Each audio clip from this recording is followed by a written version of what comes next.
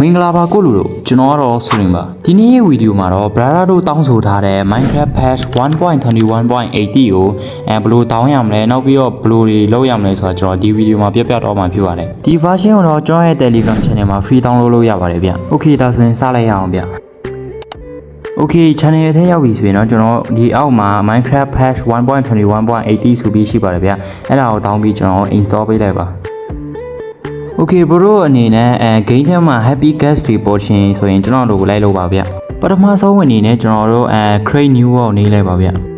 Okay ဒီထဲရောက်လာပြီဆိုရင်တော့ကျွန်တော်တို့အောက်က experience ကိုနေပေးလိုက်ပါဗျ happy guest ပါရှင်နေဆိုရင်တော့ကျွန်တော်တို့ drop to 2025 ကိုဖွင့်ပေးလိုက်ပါဗျ locator bar ကိုဖွင့်ဝင်ဆိုရင်တော့ကျွန်တော်တို့ multiplayer မှာတခြား player တွေရဲ့ direction ကိုပြမှာဖြစ်ပါတယ်ပြီးတော့ကျွန်တော်တို့ vibrant visual ကိုလည်းဖွင့်လို့ရမှာဖြစ်ပါတယ် yeah ပြီးရင်တော့ကျွန်တော်တို့ create new world နေပေးလိုက်ပါဗျ